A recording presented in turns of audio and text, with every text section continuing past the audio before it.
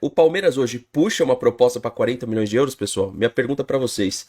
Na minha opinião, ainda não. Na minha opinião, o que o Flamengo fez com o Paquetá, o Palmeiras ainda não faria esse tipo de loucura, eu acho, tá? Uma vez que a gente trouxe um teto de gastos para cima de 20 milhões de euros, será que a gente já pode se permitir dobrar isso? E a gente precisa trazer as declarações ali do BAP e levar ela um pouco a sério. Ninguém vai gastar mais do que o Flamengo, lembra? E o que o BAP fez com o Paquetá? Ele dobrou o teto de gastos do Palmeiras. Por quê? Porque o Flamengo pode fazer isso. Essa é a realidade dura que a gente tem que engolir. O Flamengo pode fazer isso. O Zenit, ele quer fazer essa venda em 40 milhões. E o Flamengo inflacionou o mercado. E se vocês analisarem, ou se a gente parar para analisar, o Flamengo ele não saiu igual um maluco no mercado de transferência contratando um monte de gente. Pelo contrário, trouxe o Paquetá e não parece ser mais aquele time que vai ficar trazendo 3, 4, 5 contratações. Claro, trouxe o zagueiro ex-Palmeiras, sempre esqueço o nome dele, o Vitão, eu ia falar Pedrão, o Vitão, que estava lá no Red Bull Bragantino, mas assim, não fez contratações, não pegou a régua do Paquetá e jogou para cima e fez um monte de contratação nesse sentido, né? Então eu não tenho dúvida, por que o Luiz Henrique não jogou no Flamengo e veio pro Botafogo? Pelo respeito que ele tem pelo Fluminense. Mas a parada ela começa a ficar séria da seguinte forma. Até então ele fez isso.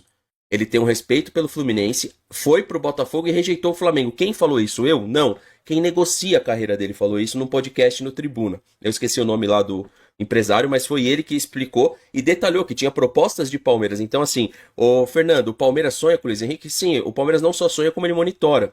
E aonde a gente tem a prova disso? Quando o Palmeiras entrou no negócio, enquanto o Botafogo estava tentando trazer, e também oficializou uma proposta. Ou seja, o Palmeiras está de olho também. A questão é, o Palmeiras hoje puxa uma proposta para 40 milhões de euros, pessoal? Minha pergunta para vocês. Na minha opinião, ainda não. Na minha opinião, o que o Flamengo fez com o Paquetá, o Palmeiras ainda não faria esse tipo de loucura, eu acho, tá? Uma vez que a gente trouxe um teto de gastos para cima de 20 milhões de euros, será que a gente já pode se permitir dobrar isso?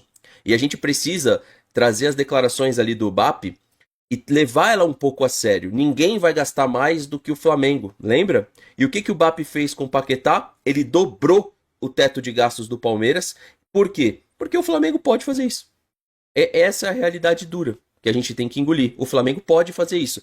Deveria fazer? Na minha opinião, não. Na minha opinião, não deveria ir lá no Zenit, que é um time, inclusive, que zoou já com o Flamengo, e pagar 40 milhões de euros.